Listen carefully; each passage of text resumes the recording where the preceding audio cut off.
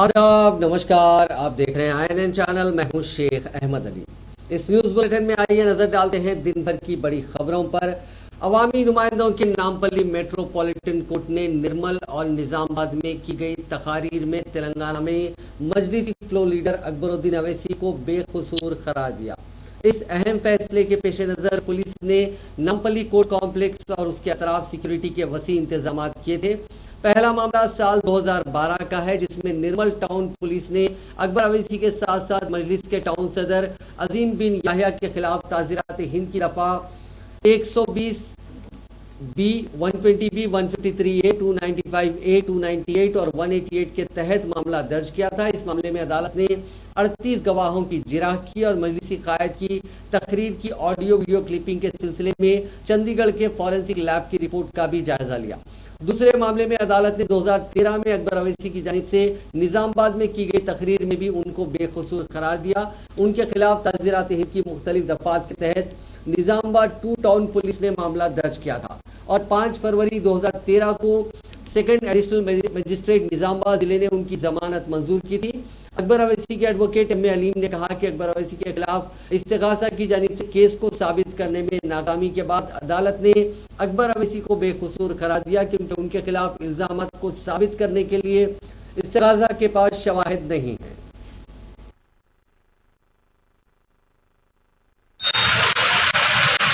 भाई भाई जरा साइड दो ना।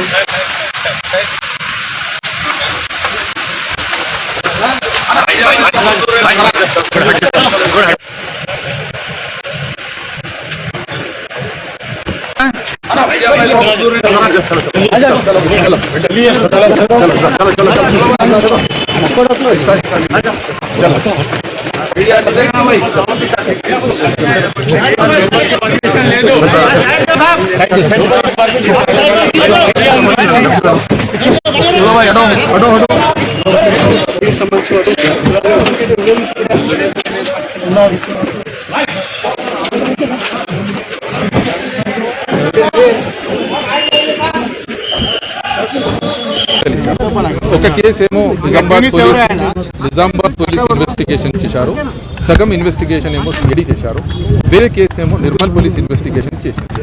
ఈ రెండు కేసెస్లో ఒక కేసులో 41 విట్నెసెస్, ఒక కేసులో 33 విట్నెసెస్ ఎగ్జామిన్ అయ్యారు। కానీ జడ్జ్ వారు జడ్జ్మెంట్ ఇచ్చేటప్పుడు సఫిషియంట్ ఎవిడెన్స్ లేనందువల్ల, ఎవిడెన్స్ ప్రూఫ్ కానందువల్ల అక్బరుద్దీన్ అవైసీ గారిని అక్విటల్ ఇచ్చారు। రిపీట్ అది కాదు, ఈ ఎవిడెన్స్ సఫిషియంట్ లేదని జడ్జ్ గారు చెప్పారు।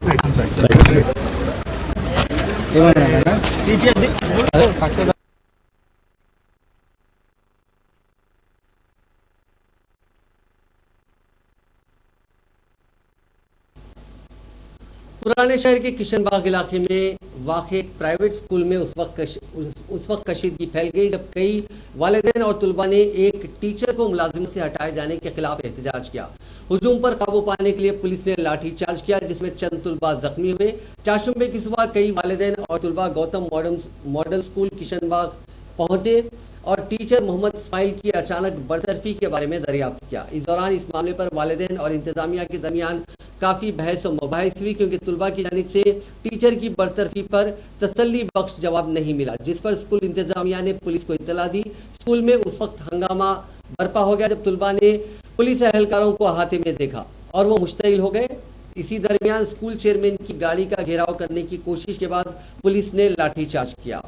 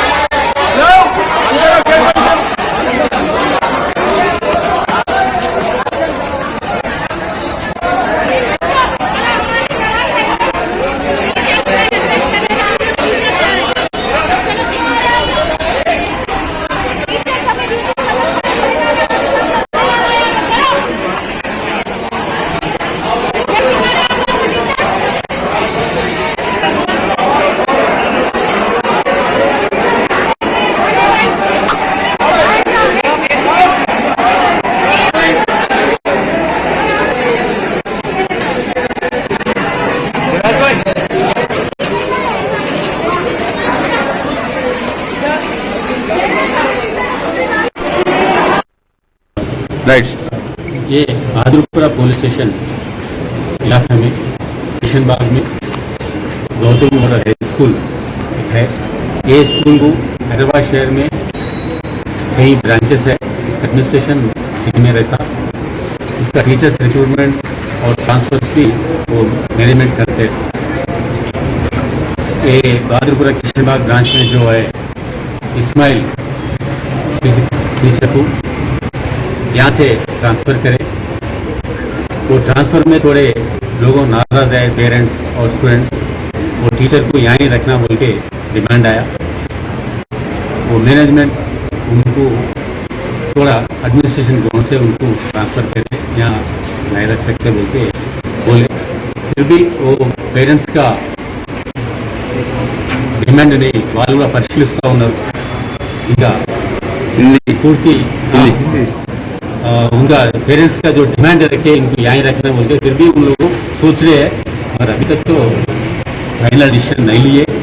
मगर यहाँ से ट्रांसफ़र करे बोल के मालूम हुआ। पेरेंट्स यहाँ रखने के लिए बोल रहे और इस सिलसिला में थोड़े लोगों जमा हुए थे और पुलिस उनके ऊपर लाठीचार्ज करे बोल के कई मीडिया में और थोड़े लोगों बोल रहे हैं। वो बिल्कुल गलत है। ऐसा चीज़ किसी के ऊपर पुलिस हाथ उठाया, लाठी उठाया, वो गलत है। आप लोग देख सकते हैं किसके पास लाठी है, क्या है, आप लोग देख सकते हैं। और सीसी कैमरास भी है, आप लोगों का कैमरास भी है। वो गलत है। कोई मीडिया वाला कोई अगर स्कॉलर्स कुछ डाले तो भी वो गलत है। आप वेरीफाई करके उसको निकालिए। सर, आपको जो कंप्लेन करे हिजाब का, आप उनसे डायरेक्ट स्टेटमेंट लिए, आप लोग बात करें कुछ? नहीं, अभी तो ये नहीं है। मगर ये मैनेजमेंट और टीचर भी बोले और दूसरे थोड़े लोगों को बोले, अब जो बोले वो चीज़ बिल्कुल नहीं होता है। अब ये इशू को जो उठा रहे हैं, इसको जो अगर जो वायरल कर रहे हैं कि भाई हिजाब का, उसके ऊपर आप पुलिस का कुछ एक्शन होगा? अब वो देखते हैं कौन गलत न्यूज़ फैल रहा है, वो भी देखते हैं। मगर वो तो चीज़ नहीं होती। स्टूडेंट्स और टीचर ने कहा है कि हिजाब के ताल्लुक से बीच में कुछ बात होती थी, फिर बाद में वो लोगों ने बात करने के बाद वो जहाँ तक क्लियर किया गया। नहीं, हिजाब का बात ही नहीं है। अभी जो बोल रहे हैं बार बार हिजाब हिजाब बोल रहे हैं, हिजाब का यहाँ मसला है ही नहीं। सिर्फ ये टीचर का ट्रांसफ़र है, बिल्कुल वो एडमिनिस्ट्रेशन ग्राउंड से। सर, जब ये बच्चों का पुलिस आने का जब इन्होंने ये बिल्कुल उन्होंने पुलिस को बुलाया ना बुलाया अलग है। कहीं भी लोग जमा हुआ तो पुलिस वहाँ पहुँचना।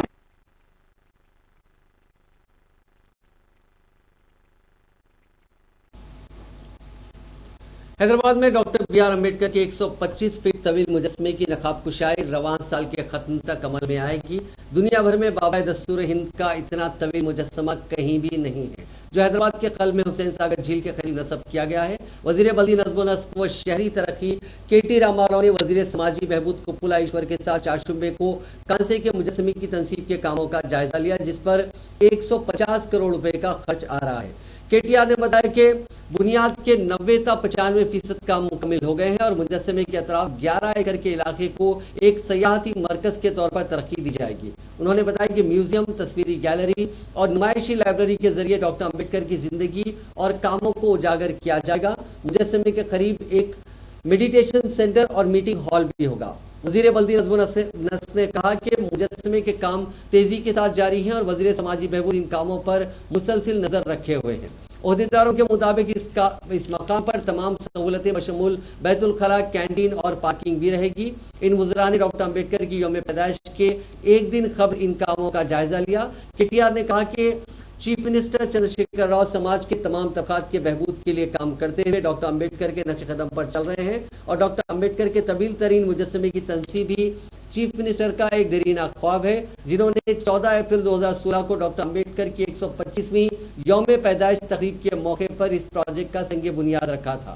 उन्होंने बताया कि प्रोजेक्ट की तकमील के लिए 1 साल की मोहलत दी गई थी, ताहम 14 अप्रैल 2017 को इसकी नकाब कुशाई नहीं की जा सकी क्योंकि ताखीर की वजह से ज़ायद 5 साल तक ये काम जारी रहा। ओहदेदारों ने तवील मुजस्समों का जायजा लेने के लिए मुख्तलिफ ममालिक बशमूल चीन और सिंगापुर का दौरा करते हुए माहिरीन के साथ इजलास मुनक्किद किए ताकि इतने बड़े मुजस्समे की तनसीब से कबल एहतियाती इक़दाम से वाकिफियत हासिल की जा सके। గారి నేతృత్వంలో టీఎన్సీ గణపతి రెడ్డి గారి నేతృత్వంలో చాలా చురుకుగా ఎప్పటికప్పుడు స్వయంగా మంత్రి గారు పర్యవేక్షిస్తూ జరిపిస్తా ఉన్నారు. మరి 55 అడుగుల బేస్ ఏదైతే తయారు కావాల్సి ఉండేనో 90-95% పూర్తయింది. మరొక 5-10% పని మాత్రమే మిగిలి ఉంది. ఈ 55 అడుగుల బేస్ పైన మరొక 125 అడుగుల ఎత్తులో డాక్టర్ బాబాసాహెబ్ అంబేద్కర్ గారి విగ్రహం డిసెంబర్ నెలాఖరికల్లా అంటే ఈ సంవత్సరం ఆఖరికల్లా ప్రతిష్ఠ చేయబడుతుంది. ఇది కేవలం తెలంగాణకు, హైదరాబాద్ మాత్రమే కాదు, భారతదేశం మొత్తానికే ఒక ఆదర్శవంతమైన, భారతదేశంలోని ప్రజలందరికీ, భారత ప్రజలందరికీ కూడా స్ఫూర్తినిచ్చే విధంగా ఒక అద్భుతమైన పర్యాటక క్షేత్రంగా, ఒక అద్భుతమైన స్ఫూర్తి కేంద్రంగా కూడా ఈ ప్రదేశం భవిష్యత్తులో విలసిల్లబోతా ఉంది.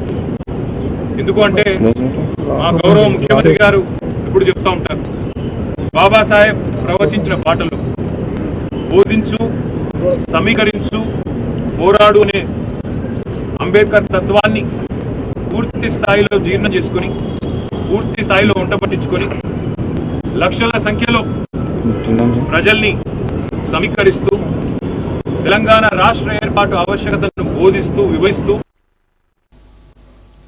तेलंगाना के वजीर खजाना टी हरीश राव ने वजीर ज़राअत निरंजन रेड्डी और ऑयल फेड के चेयरमैन कंचरला राम कृष्णा रेड्डी के साथ नंगनूर जोन के नर्मिता गांव में 300 करोड़ रुपए की लागत से 60 एकड़ पर मुश्तमिल पाम ऑयल फैक्ट्री की तामीर का संग बुनियाद रखा।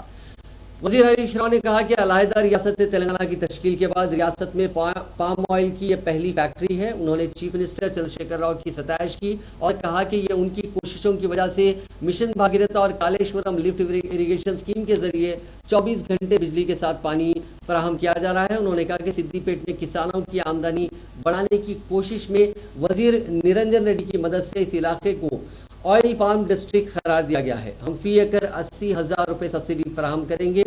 ये सब्सिडी ड्रिप कंपनियों के लिए भी बढ़ा दी गई है।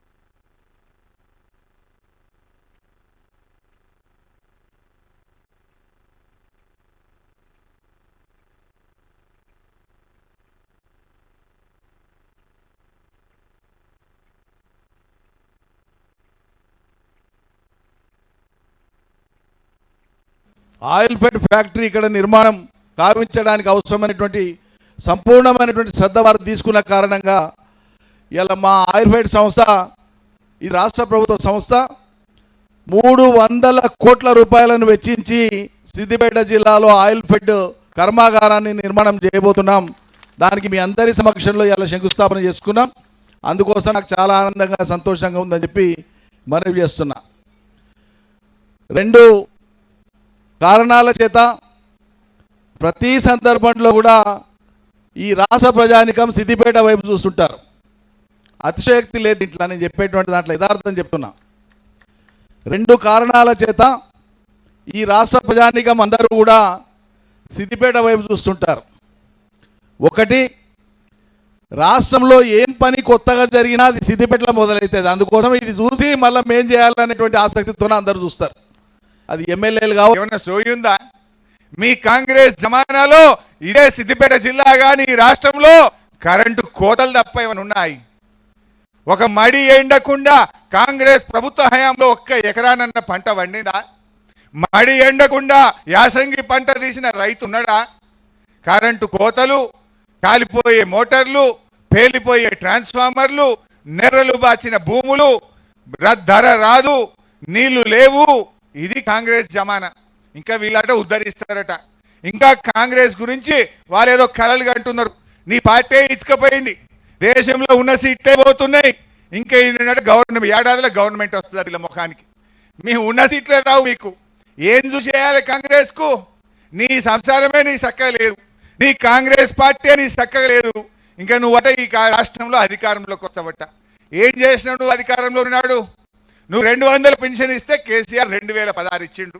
నువ్వు రూపాయి ఇవ్వకపోతే రైతు బంధు కింద ఎకరానికి 10,000 చేసి ఆయిల్ ఫెడ్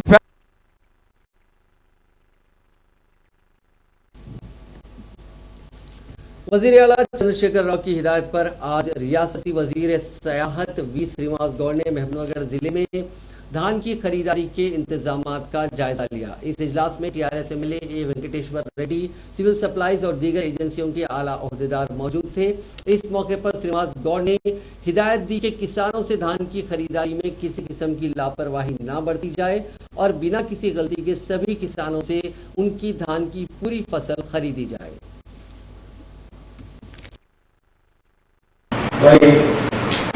ఎక్కడో వరి పండే పంటలో ఎక్కడో కింద స్థాయి 20 స్థానం ఉండేటువంటిది. అలా దేశంలోనే నెంబర్ 1 స్థానానికి మనం వెళ్ళామంటే దానికి 100% కారణులు కేసీఆర్ గారు, తెలంగాణ ప్రభుత్వమే అనేది గర్వంగా మనందరం కూడా చెప్పుకోవాల్సిన అవసరం ఉంది. 100% ఎవరైనా ఆ రైతు ఏమన్నా కానీ, ఏ కులం కానీ, ఏ మతం కానీ, ఏ పార్టీ కానీ జనరల్గా మాట్లాడతారు, రైతు మాత్రం అప్పుడు మాట్లాడారు. ఏ రోజు నిజమైన రైతులు కూడా అప్పుడు మాట్లాడారు. ఇది వాస్తవమే. ఉచిత ధర ఇచ్చిన వాస్తవమే, రైతు బంధించిన వాస్తవమే, రైతు బీమా ఇచ్చిన వాస్తవమే, రైతు వేదికలు వెళ్ళిన వాస్తవమే. రైతులను ఆడుతున్నది 100%. ఆ ఇండిపోయిన रियासती वजीर वेमुला प्रशांत रेड्डी ने आज कामारेड्डी में एक जायजा इजलास मुनक्किद किया। इस मौके पर उन्होंने ओहदेदारों को हिदायत दी कि धान की खरीदारी में किसी भी किस्म की तसाहुली न बरती जाए। इस मौके पर बात करते हुए उन्होंने कहा कि वजीर आला चंद्रशेखर राव ने धान के किसानों की पूरी फसल खरीदने का ऐलान करके साबित कर दिया कि टीआरएस हुकूमत किसान हामी है, जबकि मरकज की बीजेपी हुकूमत किसान मुखालिफ है।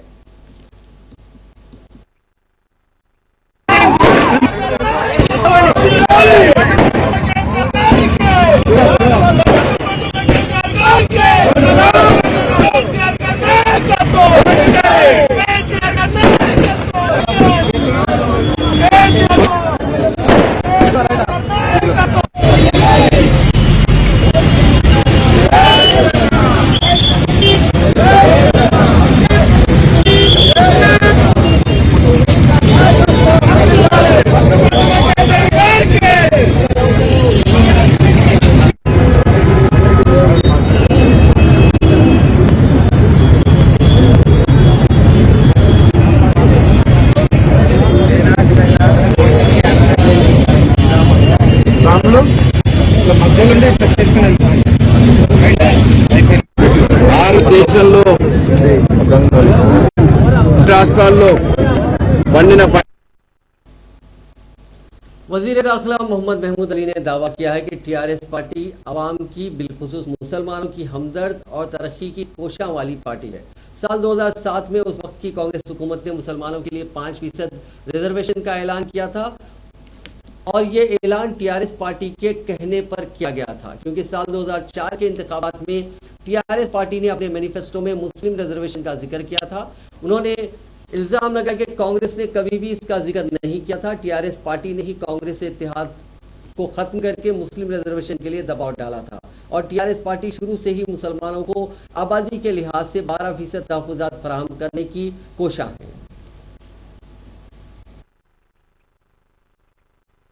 मैं 2 दिन से देख रहा हूँ लोग अखबारों में, प्रेस नोट में और कुछ सोशल मीडिया में बात कर रहे हैं कि सीएम साहब की इफ्तार पार्टी के बारे में।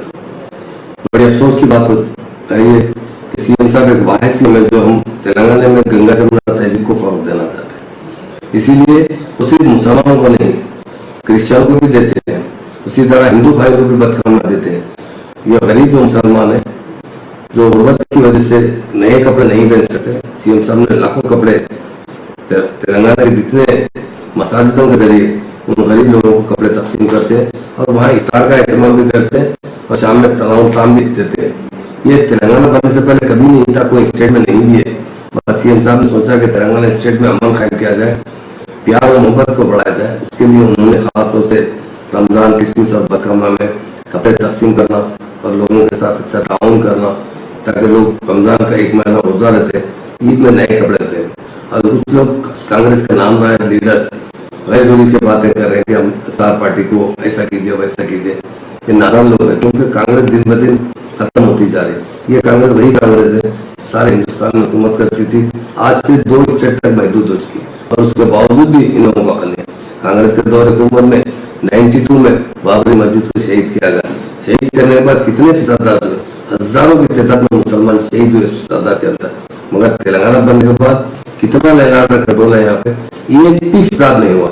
इसी वजह से हुआ कि सीएम साहब गंगा जमुना तहजीब को फरोग देते। ये लोग कभी उस गंगा जमुना तहजीब को फरोग देने की तरफ कभी गौर नहीं किया। आप जानते हैं हैदराबाद में जब भी कोई फेस्टिवल आता बराबर फीसदात होते थे, कर्फ्यू लगता था। और तेलंगाना बनने के बाद आज तक कहीं 1 मिनट भी कर्फ्यू नहीं लगा। लोग प्यार और मोहब्बत से रहते। हमारे सीएम साहब को मैं दिल की तरफ से शुक्रिया भी अदा करता हूँ। उन्हें यहाँ नहीं सारे हिंदुस्तान के मुसलमानों के बारे में फिक्रमंद है, क्योंकि हिंदुस्तान में फिरकापरस्ती बढ़ती जा रही है। उसे रोकने के लिए वो सबसे ज्यादा आगे बढ़कर उसे लीडिंग लेते हुए उसे रोकने की कोशिश कर रहे हैं। कुछ लोग आज हमारे गंगा जमुना तहजीब को देते रहे भी ये अकल नहीं आ रही कि सीएम साहब जो अच्छे काम करे उसी तारीफ करना चाहिए। अगर पार्टी में कोई किसी है तो बराबर आप तनकीद कर सकते हैं, बोल सकते हैं, पर अच्छे कामों को भी बुरे नजरिए से सुनना बहुत बुरी बात है। रेजिडेंशियल स्कूल एक ऐसा मिसाल है कि हिंदुस्तान में रेजिडेंशियल स्कूल कहीं पर भी नहीं है जो तेलंगाना स्टेट में। आप लोगों ने कांग्रेस और तेलुगु देशम में 65 साल रूल किया और कांग्रेस सिर्फ 48 साल रूल की। कितने थे? सिर्फ हमारे पास 12 रेजिडेंशियल स्कूल थे जिसमें 2000 बच्चे पढ़ा करते थे। तेलंगाना बनने के बाद आने कुछ सीएम साहब ने 204 रेजिडेंशियल स्कूल खोले। आज वो रेजिडेंशियल स्कूल को 2 दिन से तेलंगाना में अपोजिशन कांग्रेस पार्टी ने मुतालबा किया कि फूड कॉर्पोरेशन ऑफ इंडिया को चावल की सरबराही में मुबैना बदनवानियों और करप्शन के मामले की सेंट्रल ब्यूरो ऑफ इन्वेस्टिगेशन के जरिए तहकीकात करवाई जाए। कांग्रेस ने गवर्नर डॉक्टर तमिलिसाई सौंदरराजन को एक याददाश्त पेश करते हुए मरकजी वजीर जी किशन रेड्डी के उस बयान की रोशनी में सीबीआई तहकीकात की इस्तदा की जिसमें कहा गया कि हुकूमत तेलंगाना ने गुज़िश्ता 2 खरीफ सीजनों में पैदा करदा धान के मिन जुमला FCI को ज़ायदा 8 लाख टन से ज्यादा धान या चावल हवाले नहीं किया। कांग्रेस कायदीन ने कहा कि अगर एक जिम्मेदार वजीर की जानिब से आयद करदा इल्जाम दुरुस्त हैं तो फिर ये संगीन इल्जामात हैं जो हजारों करोड़ रुपयों के मुबैना बदनवानियों को जाहिर करते हैं। कांग्रेस ने कहा कि इसी वजह से पार्टी ने सीबीआई तहकीकात करवाते हुए खातियों को सख्त सजाएं देने का मुतालबा किया। पार्टी के रियासती सदर ए रेवंत रेड्डी की क़यादत में एक वफद ने राजभवन में गवर्नर से मुलाकात की और उन्हें इस सिलसिले में एक याददाश्त पेश की।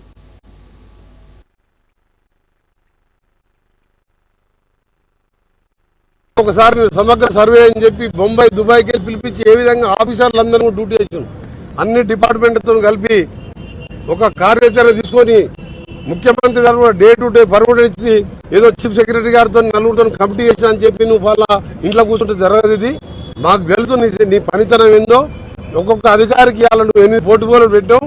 అందుకే అందరినీ కూడా విభజించి 4 రోజులలో మొత్తం ధాన్యం సేకరించి రైతులకు 1960 ఇచ్చినా అది గిట్టుబాటు ధర కూడా కాదు. ఇవాళ పక్క రాష్ట్రం కాంగ్రెస్ ముఖ్యమంత్రి బియ్యాన్ని మాయం చేసిండ్రు. ఈ బియ్యాన్ని మెక్కిన పందికొక్కులు ఎవరు?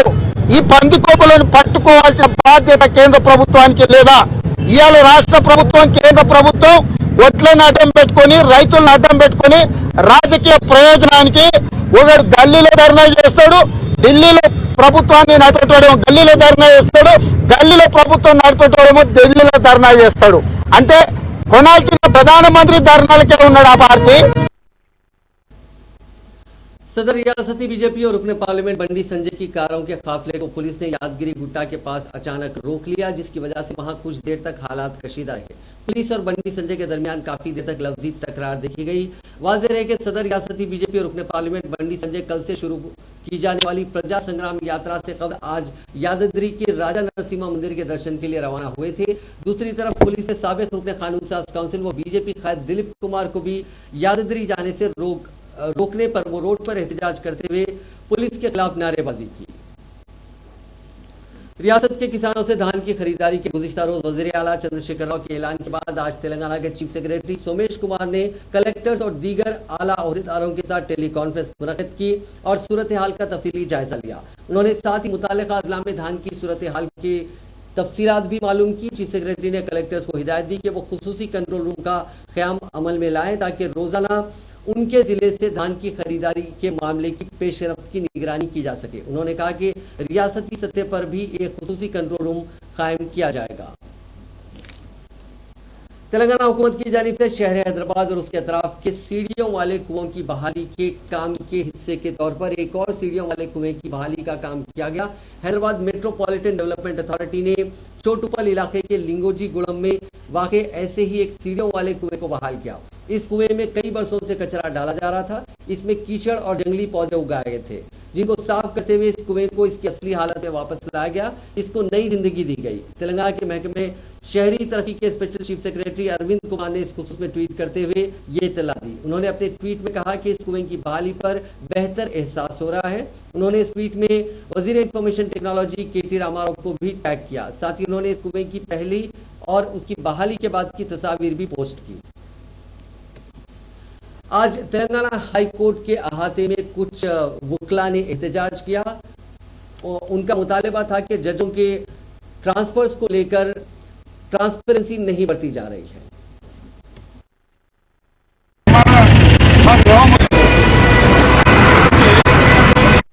आज तेलंगाना हाई कोर्ट के वकीला बुरा यहाँ एक हड़ताल कर रहे हैं, क्योंकि यहाँ बाहर राष्ट्रों का न्यायमूर्तियों को यहाँ अपना तेलंगाना हाई कोर्ट में लाने के लिए ये सुप्रीम कोर्ट से कुछ काम चल रहा है बोल के हमको मालूम हुआ।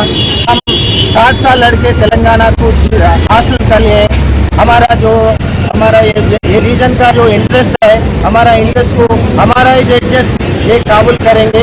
इसलिए बाहर वालों को, बाहर जजेस को यहाँ नहीं लाने के लिए हम रियासत से, केंद्र सरकार से हम विनती करते, हम राष्ट्रपति से और सुप्रीम कोर्ट के महोदय से भी हम विनती करते हैं, यहाँ के जजेस को कहीं भी ट्रांसफर नहीं करना, बाहर जजेस को यहाँ नहीं लाना। वैसे ही पहले तो हम हमारा आंदोलन को अभी मजबूत करेंगे। जय तेलंगाना। तेलंगाना के चंद अजला में 14 से 16 अप्रैल तक कहीं कहीं गरज और चमक के साथ बारिश का इम्कान जाहिर किया गया है। इस दौरान 30 से 40 किलोमीटर फी घंटे की रफ्तार से हवाएं भी चल सकती हैं। महकमे मौसमियात ने 4 शुबे को जारी करदा एक बुलेटिन में बताया कि इस मुद्दत के दौरान रियासत में चंद मकामात पर हल्की ता औसत बारिश या बूंदाबांदी भी हो सकती है। गुज़िश्ता 24 घंटों के दौरान तेलंगाना में मौसम खुश्क रहा। मंगल को आदिलाबाद में आजम तरीन दर्ज हरारत 42.3 डिग्री सेल्सियस दर्ज किया गया। नाज़रीन, इस न्यूज़ बुलेटिन में बस इतना ही। देखते रहिए INN चैनल।